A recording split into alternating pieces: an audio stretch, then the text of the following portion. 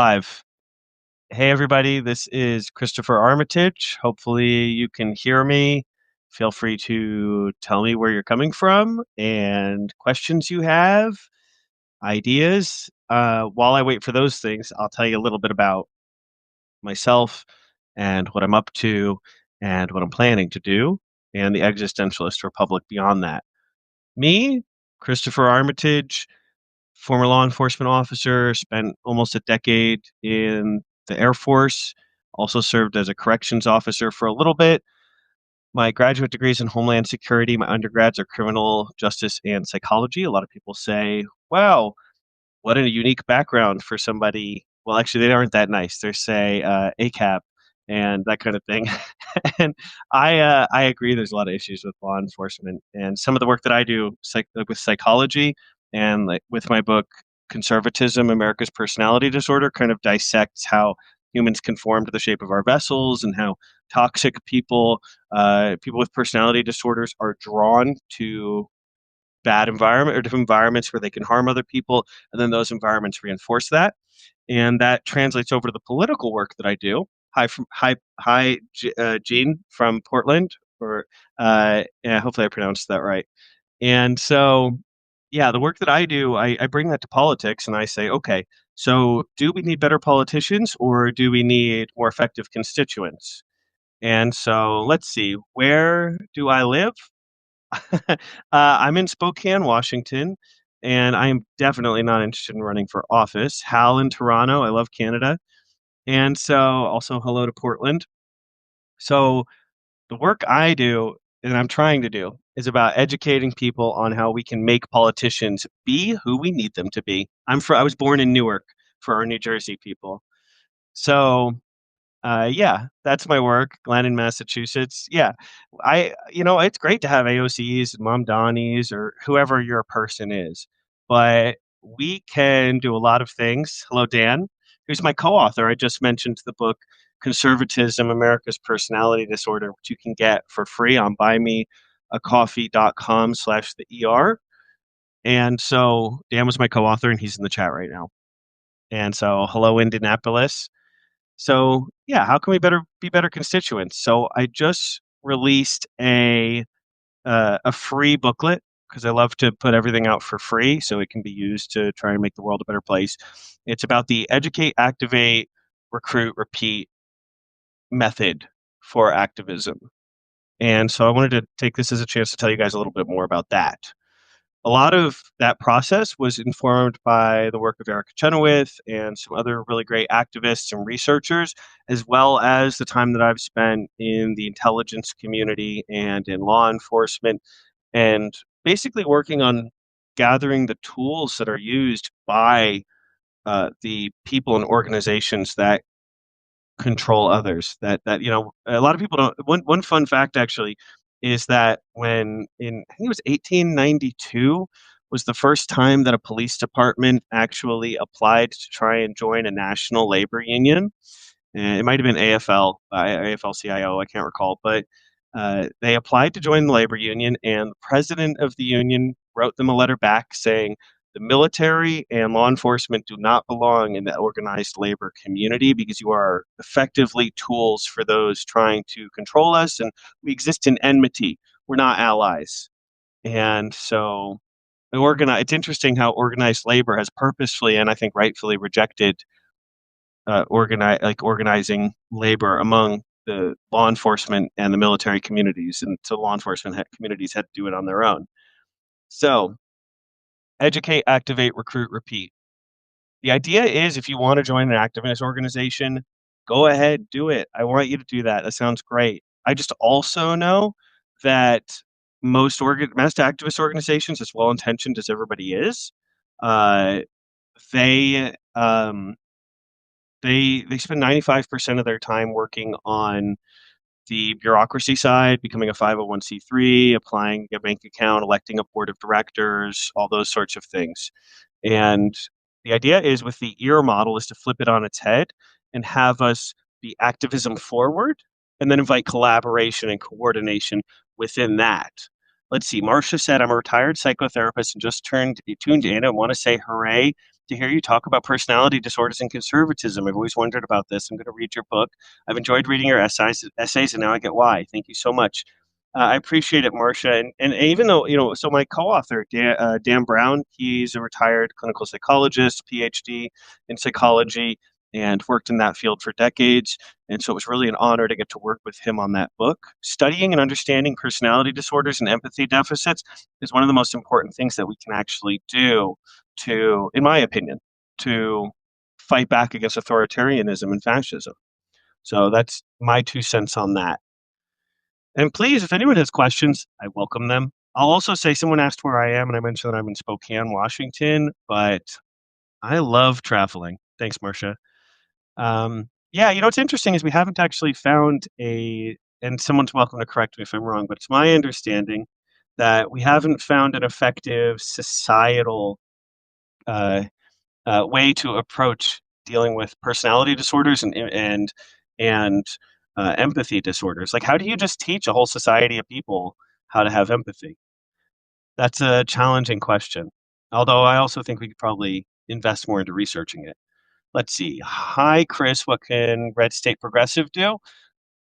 Fight the same fight. It's all about educating people on good policy. I grew up when I was a kid. My family was in the Mormon church, and we all ended up leaving together. We were converts, but I really saw how they got out there to promote their ideas. And it's like if people can take their religion and proselytize it and evangelize it and work every single day to try and get people on board with their thing, why can't we do that for public policy and for moving our country and our planet forward, for moving all humans forward?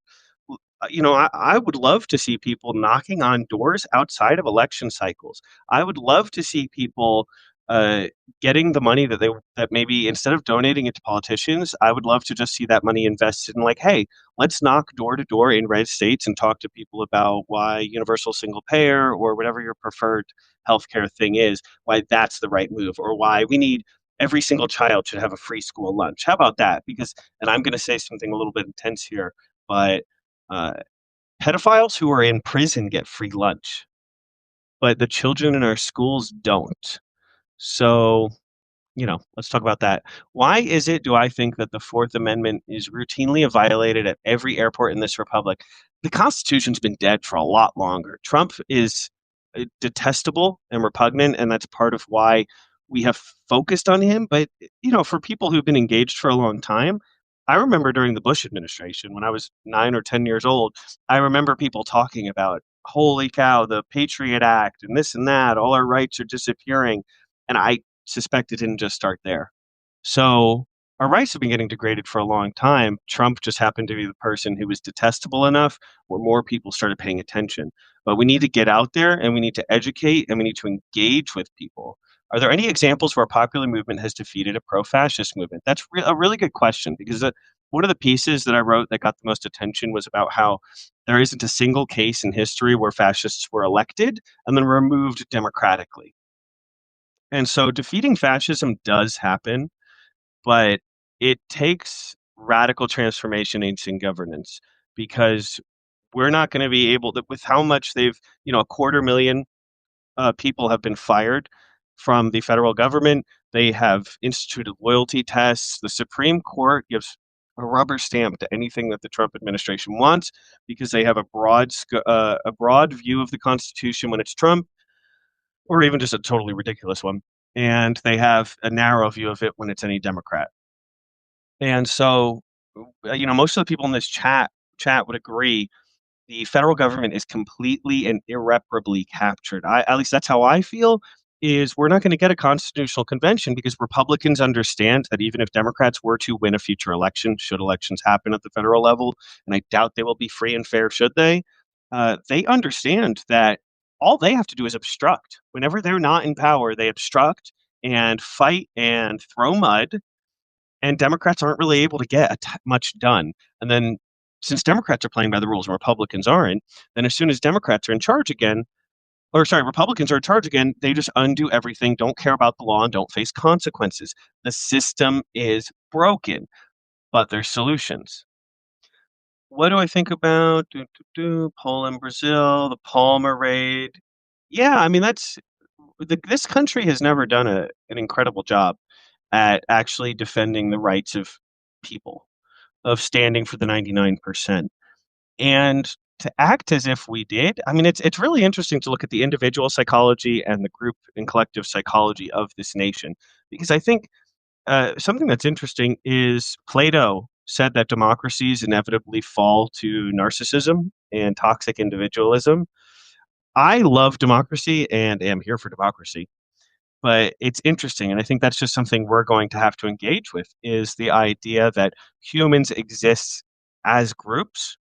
Loneliness is is actually m- this is empirically proven. Loneliness is more damaging to your health than being a smoker. A smoker with healthy pro-social connections has a longer life expectancy than someone who's very lonely. Federal employee, let's see, Kathy said, I'm a federal employee living in red state, Indiana. Any suggestions for keeping sane under this administration? I'm at 19 years and anxious to retire before the fascists take full control of the government. Yeah, that's a really good question, Kathy. Um, the answer is on the big scale, things are not going to be easy, and it's possible that evil just wins and that we're all cooked. That is possible. I have tried to release hope. That's what the Buddhists say. The Buddhists say don't have hope. Instead, just do your best every day to be present and enjoy things.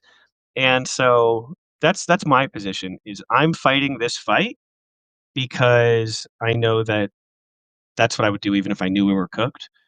So staying sane, go make some friends. I mean, I'm sure you have them, but spend time with family, make friends, enjoy the process of obstructing and legally harassing fascists. You just send them like an empty pizza box, like your local Republican representative. You can send them an empty pizza box, and inside of it's a note that says, "Hey, you're selling out our country and seditious, whatever you're into." I say have a make a party of bugging fascists. And so that's one idea. Is there any reason to think elected Democrats uh, are the present types would be helpful in the fight against authority? Well, I'll tell you that the strategies that I work on are built around the idea of influencing the behavior of people who already hold office more than necessarily trying to get rid of them. It's the carrot and the stick. It's behavioral psychology. So how do we get them to know there will be a real consequence if they don't listen and a real reward if they do? And how can we make those stakes strong enough that they're actually going to listen? Now, the idea of a lot of what we're working on is Kathy, every day, Chris, they hate you at work. You're doing a good job, Kathy, and I appreciate you. And so yeah, how do we make those carrots and sticks matter? Well, part of the work with the that I'm trying to set up with this educate, activate, recruit repeat model is it starts out very civil. We are sending letters and showing up at people's offices, and we might be mean, but we are civil. But by building this infrastructure and empowering people to be able to be an effective activist on their own, but with coordination and collaboration in the mix, we are able to build the infrastructure and civil engagement muscle. Like I'm trying to make us bodybuilders or powerlifters of civic engagement as a country. If we do that effectively enough, then we're going to be able to win. It might be in a year, it might be in 5 years, it might be in 10 years. But that is what it takes, is knocking on doors, is talking to people about why this matters, is proselytizing, knowing I am here to bring you the information that we need to save the world. And it matters so much that I'm reaching out to everybody possible and I post it regularly and I am going to fight for it. And the conversations serve to bulletproof these policies and effectively help me more effectively package them. I mean, the Mormons literally have a training center for their missionaries. And I think we need missionaries for truth and justice and morality. And that's the thing.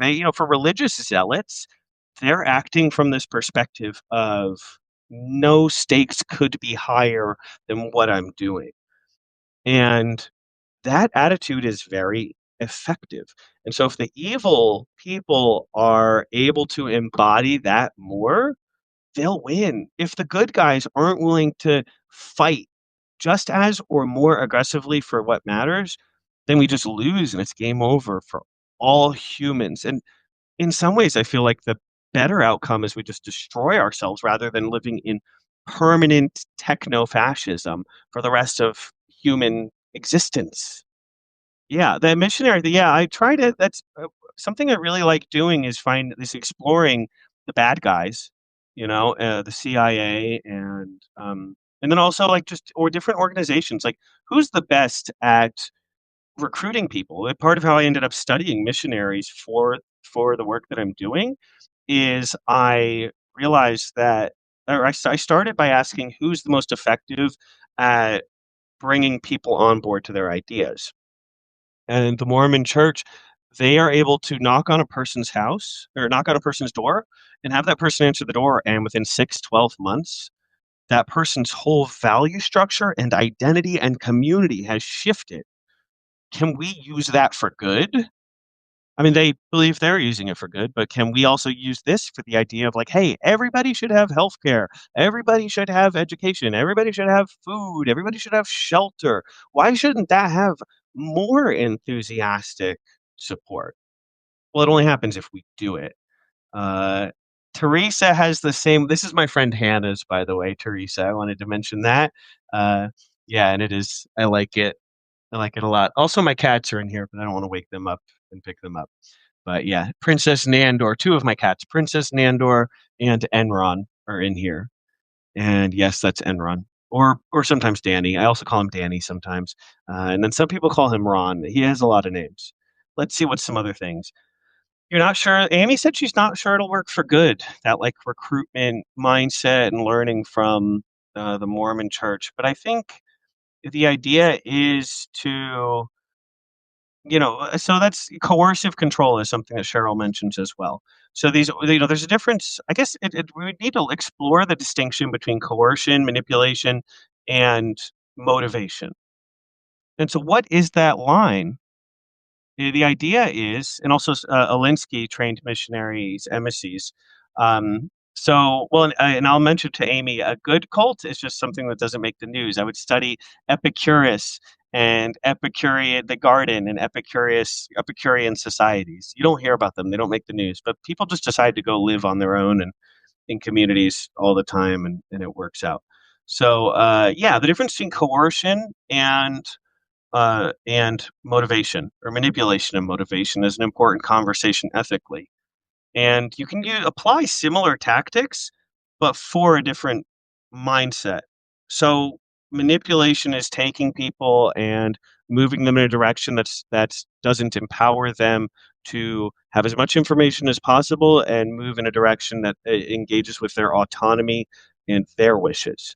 And so we can learn from the CIA, the FBI, from terrorist organizations, from guerrilla warfare. We can learn from all of these people things that are effectively applied towards motivation rather than manipulation. So the motivation side is to say, I'm going to give you all the information and I'm going to make the best case I can.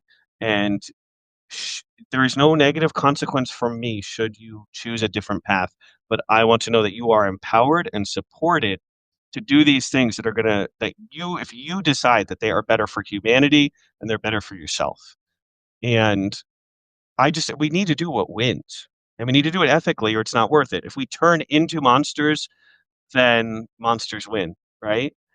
So that's my view on it. There used to be a training center in the North Carolina mountains before the civil rights movement that trained people to be activists for racial justice.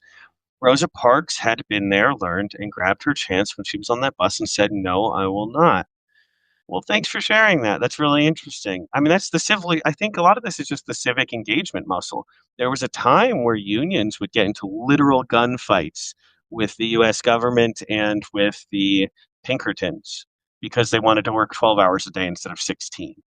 And that was civic engagement once upon a time. And I'm not advocating for that. I'm just saying we've fallen really far from the idea of like, hey, we need to proselytize for the ideas that can actually improve the condition for our fellow human beings and preserve human dignity.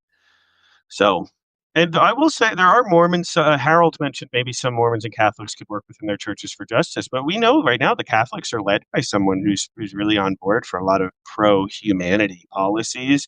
And even within the Mormon church, they're quieter. But like I said, I grew up Mormon, but my family left when I was 12, so it was an interesting switch. But there's people in that church who have gay family members, and they are supportive of them quietly. Not have your feelings on them. I'm not here to advocate for any religion. I'm here to say that I think we can defeat fascism, dismantle it, destroy it, smash it into the ground. Part of the problem is one party appears to attract certain personality types, for example, narcissists and bullies. Using recruitment for good might work on the followers who really don't know better. Yeah, I'm not interested, the difficulty of changing the behavior of someone who has an empathy disorder is very difficult.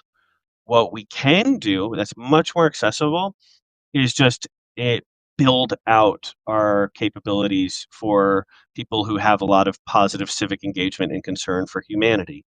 And so truly, this is what the facts and the data demonstrate is if you have like 100,000 people who every single day are ready to do something for the direction of their country, they can change the direction of that country. If 100,000 people were ready to make the phone calls, send the letters, show up at the offices, knock on doors, whatever it was, they were showing up, and it could be a shifting group. That could make a difference. Erica Chenoweth actually spoke recently about how the 3.5% number doesn't quite hold up anymore. Fascists have gotten more effective. That is a fact. That means opposition must become more effective. Convincing, Amy said, I think at the heart is convincing people to be anti-racist. Yeah, well, and part of that is a cultural shift. I think we, as in the people watching this, we can create culture. That's why I'm doing the work I'm doing. Why am I not interested in running for office? It's because we need to shift the culture. We need to shift the conversation. That's the only way we're going to save ourselves. Otherwise, everyone dies. All of humanity. That's the stakes. Or ends up in a 10,000 year Republican techno fascist death cult. That's the options. And so the idea is get people on board, have enthusiasm, believe in what you're putting out there. It's part of what's so terribly disappointing, and thank you, Kimmy. What's terribly disappointing about the idea of moderates, you believe whatever you want to believe on any issue. I encourage you to do that. But the idea of deciding your views, not based on your values and convictions, but instead based on where the other people sit, it's not a way to govern. It's not a way to lead. It's the opposite of leadership, actually. And we need leaders, but we don't need people running for office. We need you. We need all of us becoming leaders. Hi. So Kim said, "How do we get me a bigger presence on the national stage? My ideas deserve more exposure." That is very kind of you, Kim. I want all of us. I want us to get 1 million people out here doing what I'm doing because I know that you can. And Kim, I know you are very informed and experienced, and we all can be advocates. That's the thing. It's our ability to be advocates and evangelize pro humanity policy every single day and to make it a culture and to make it something that inspires people. That's what's going to fix things, not one person. And so I want that from everybody. That's having figureheads is part of how we got into this mess. Democracy is not supposed to be about electing a figurehead. It's supposed to be about giving the keys to power to as many people as possible. Because in a dictatorship, and I would really recommend a book called The Dictator's Handbook. It's fascinating about a fascinating exploration of how power structures work. But the idea of democracy is that there are keys to power. In a dictatorship, there's a small number of people who have keys, and to be dictator, you got to get them to share the keys with you. And each of them actually has people below them who have keys to their power, and below them who have keys to their power. And at every level, you have to keep the people below you happy. Even if you're in a neighborhood council or a housing group, HOA, you need to have your keys to power and you need to keep them happy. And if you don't keep your keys to power happy, then they're going to replace you. So the idea of democracy is to say every single one of you gets a key. every voter has a key. Now, part of how they damage that or how they break that down is they put us into these groups. And it's very marketing forward. They say gun control or gun group and abortion group and Democrat group and Republican group. And that makes them able to turn many keys into few keys. And I mean, that could be weaponized. We can say, like, look, I'm a single issue voter. And you know what my issue is? I will only vote for people who say that Donald J. Trump deserves to be in jail, along with the entire Republican Party facing investigation for seditious activity. If you want that to be your issue, I'm okay with that. Let's see. Kathy said, I think it's also important to focus more on educating people about the class war happening under their noses while both parties try to distract everyone with bread and circuses. So, Kathy, I agree with you. So, Connie, also, I actually finished another book and hopefully have it out in the next week. So, as far as Kathy's question, the class war, do it. Yes. The Black Panthers are a great organization to study. And part of what they did is they provided free school lunches. And while they did it, they said, why don't we tell you a little bit about who you should really be mad at? And that works.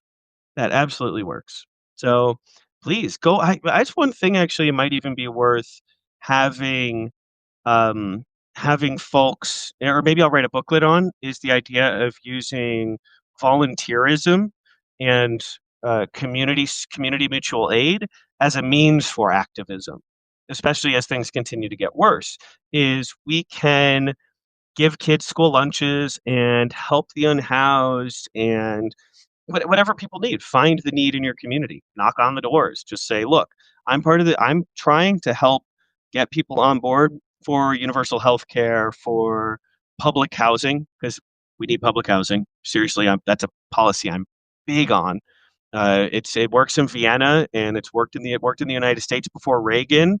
And so you could just build the homes that people need at and set a floor to the market rather than just having a ceiling.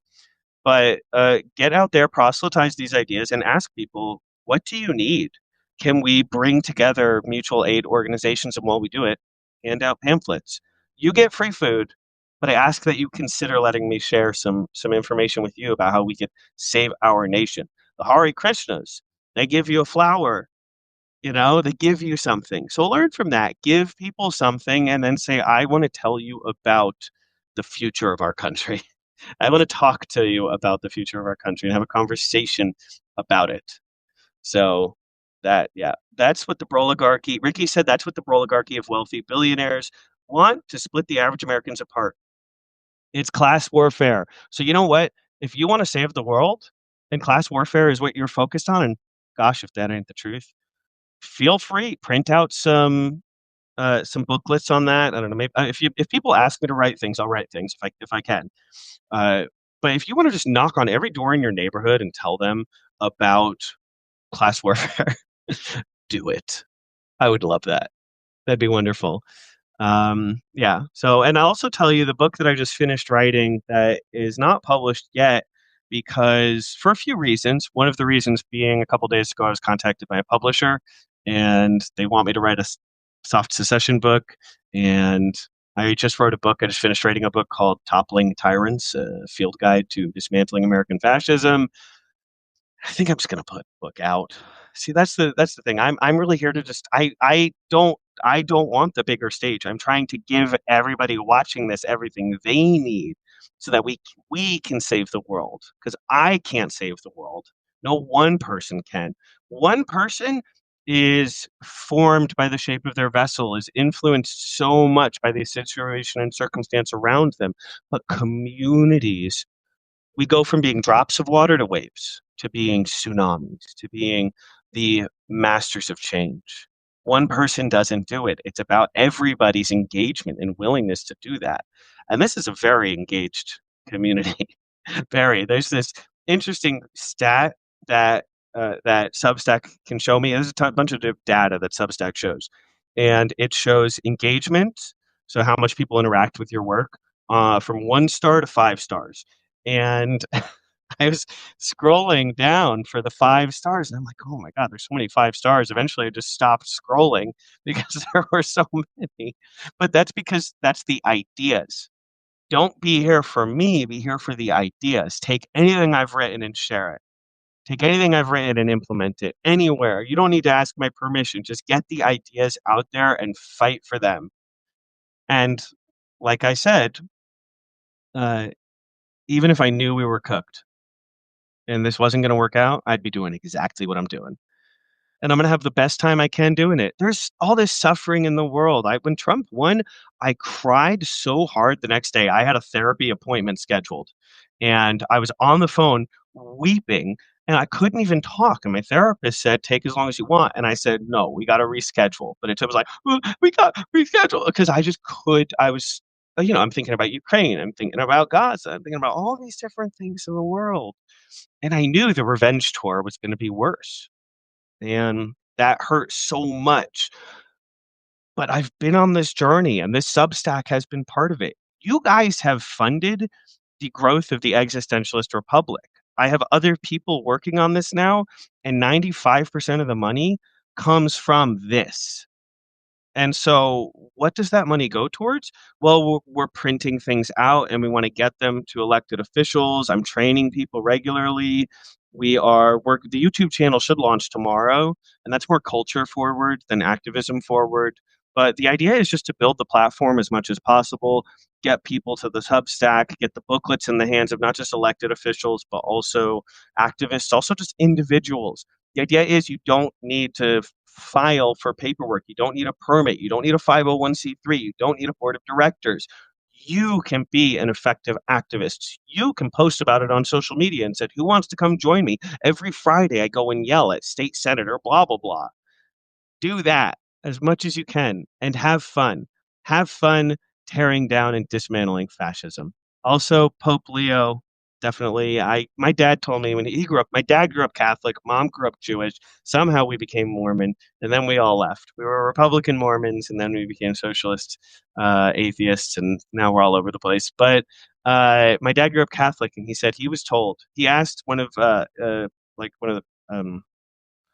someone at church if there'd ever be a an American pope, and they said, "Oh, no way in our lifetime." Well, it's here, you know. So, yeah. That Let's see. Any other questions people want to throw at me? Feel free. I'll just keep talking about everything. Go yell at state senator blah blah blah. Their name doesn't even matter. Call them state senator blah blah blah. Get on their social media. I If 100 people watching this, there's 327 people in here.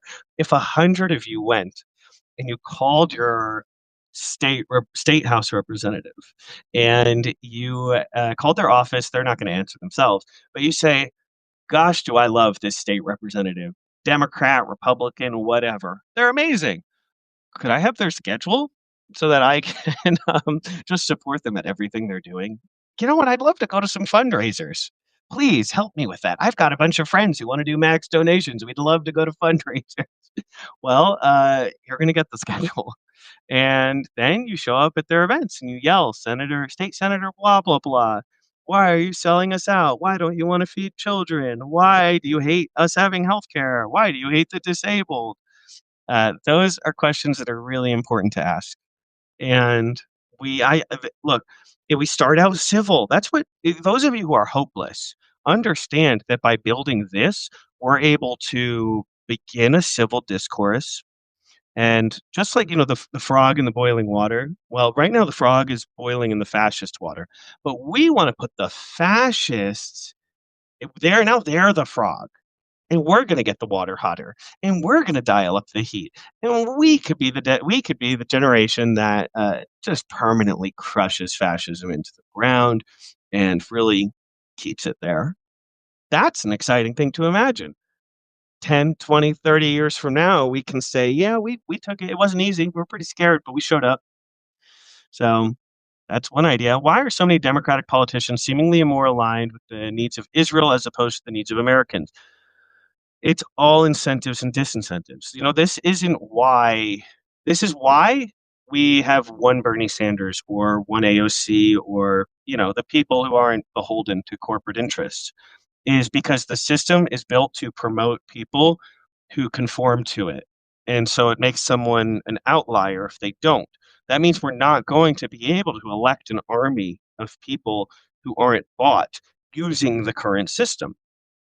But what we do, and I believe that I've created a system that's very effective for this. The educate, activate, recruit, repeat method, and soft secession policies.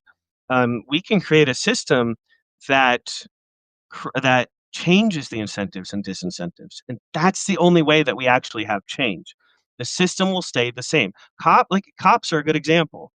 You know what? I was a bit of an asshole when I was a cop sometimes. Sometimes I was a good guy. Sometimes I would have been an asshole. My personality would shift a little bit depending on the culture and where I was at in my life, and that recognizing that that is just part of the human condition is the first step to being able to shift systems and build new systems that create better performers within them.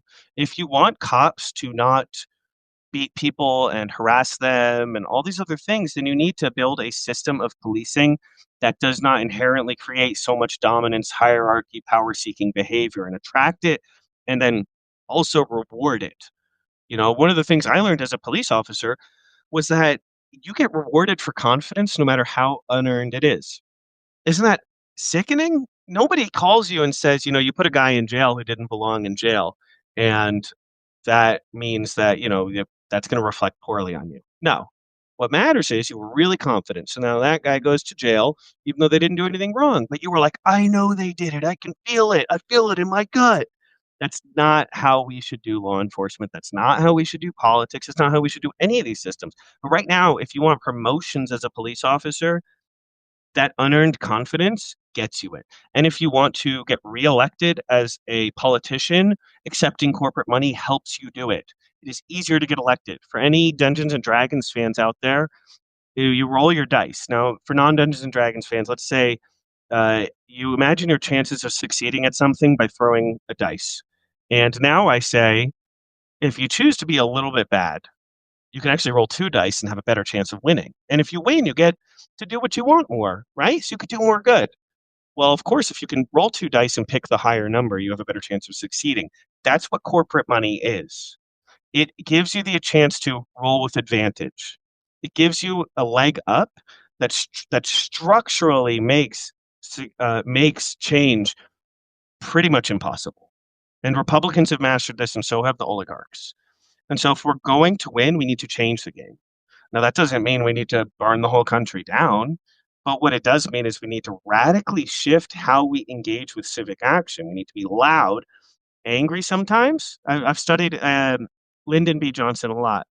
And, you know, Lyndon B. Johnson, big, tough Texas guy, when he was giving people the Johnson treatment, which was very effective, I think 84 of 87 bills that he pushed while president were actually passed, including Medicare, Medicaid, the Housing Rights Act, the Voting Rights Act, Head Start, a bunch of other amazing programs. Sometimes he would cry.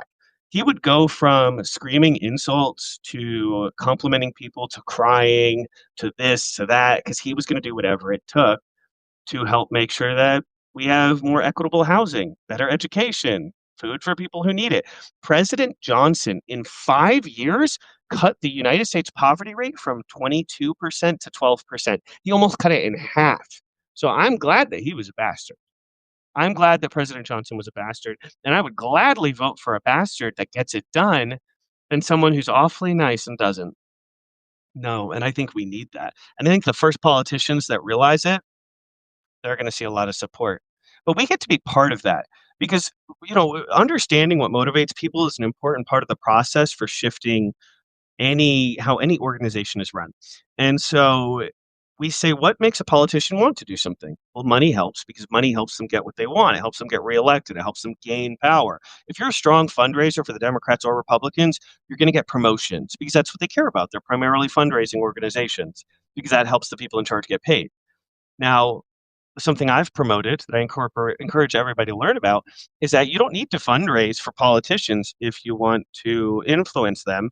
You can impact votes. You can make their brand toxic by just going after them on every platform, because a dozen people who are very persistent can destroy somebody's search engine optimization. You can also, in most states, and for all federal elected officials, you can look up their contributors and you can contact every donor they have. And you can say, I noticed that Senator blah, blah, blah, or state senator, state House representative, blah, blah, blah, voted against giving every kid in this state a school lunch. So how do you feel about that? Take them to task, send them a letter, send them an email, send a letter to where they work, do everything you want, be persistent. We need to be aggressive. I feel like aggressive is kind of a dirty word for a lot of folks in politics, but we are facing an existential threat. The Republicans say we are the enemy. Everyone who isn't fascist, 60% of Americans, the people who disagree with Donald Trump and disagree with the Republican Party are doing, are enemies, are dangerous, are a threat, are a problem, are poisoning the blood of America. That's something Donald Trump said about everybody who isn't one of his supporters. And if one of his supporters criticizes him, they suddenly are poisoning the blood of America too. They see us as the enemies. This is not time to reach out and shake their hand or give them a hug. We need to be aggressive. We need to be angry. We need to laugh at them. We need to mock them. We need to rotate through all of the emotions so we can find the right ones, the right pressure points. And, wow, when I call this elected representative, they don't listen. But, one thing I mentioned too, I've had people who follow me who have spoken to elected officials like Letitia James and Governor Newsom. I know they're familiar with my work. People, have gotten responses from them, and a lot of them like these ideas, but they are nervous because they don't want to be the one to rock the boat. Well, Trump's rocking the boat. Republicans are rocking the boat. Now, if they're not going to listen, what happens is if they have more and more people telling them, we want the Republican Party, all of them, investigated for sedition and corruption at the state level, investigate them for corruption, at least RICO cases.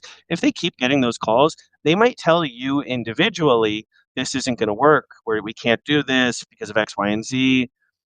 What matters is you told them. And it's the same with Republicans. Just because they don't listen when you try one time in one way doesn't mean you didn't win. It's about showing up. The anti-abortion people, they showed up for decades. 50 years of showing up when a wildly popular Supreme Court decision didn't stop them. Now, I'm pro-choice, obviously, but why can't we have the same zeal? Why do we get told we don't need to get told we do not need to get told no one time and then just pack it up and go home? Because we're here to fight for our morals and values. Yeah. We need to, if we're at war, like Diana just said. And so the answer is step up for that. Because by the time it is by the time it's clear to most people, to the average person, that our federal government is captured, it will be too late, and it will be a much uglier situation. It really will. I've also had a pack of Reese's Sticks in my pocket this whole time, I just realized, and they melted, but that's another thing. So, let's see. Arrest and investigate these thieves. I agree, Elizabeth. Just call every single day, every elected official you can, schedule meetings with them, find out their schedule. Every day, a little bit of activism makes a big difference. And then invite other people and tell them about it and keep the ball rolling. Now, and thank you, Kathy. I appreciate it. Most people are still asleep at the wheel. Absolutely. All right. Any final questions? Throw them in now because I need to eat these Reese's cups. And I also have some Cab Sauv waiting for me. But okay. And I want to mention too, I think tomorrow the YouTube channel is going to launch. It is not live today, but I'm going to post about the YouTube channel once it's live. We have a show that we're launching called it's called You Sure About That? And I have a co-host named Sarah Smith who ran for office in Washington State, and it studies some interesting things about public perception and intersections between politics and culture. And it's the first show on what is the Existentialist Republic podcast network, which you guys can help us build, and we can recruit more folks, and you're all part of it. Both sides in Congress have received campaign money from private medical insurance companies who are making loads of bucks. So this is what I'll end with, actually. One of the most valuable things we can do is create social safety nets in our cities and our states, especially funded with non-tax revenue, so that we are resilient against what the Republican Party is doing to this country, or the Republican criminal enterprise is doing to this country. And so get a hold of your local officials, thank them for the good stuff they're doing, but that's not enough. We need more. We always need more. The oligarchs are never satisfied, and neither can we be. Until everyone is fed, until everyone is housed, until everyone has health insurance, we can never, ever, ever stop fighting. This isn't just about stopping fascism. This is about saving humanity and preserving human dignity and giving us a future worth fighting for. So that's my final thing. And the kitty, I'm going to grab one of my cats. One sec. I will show you just one of them. Come on over here, Nandor. Oh. And so from thank you, Cecily. Um, from me and Princess Nandor, I hope you guys all have a really good one, and thank you for being here with me.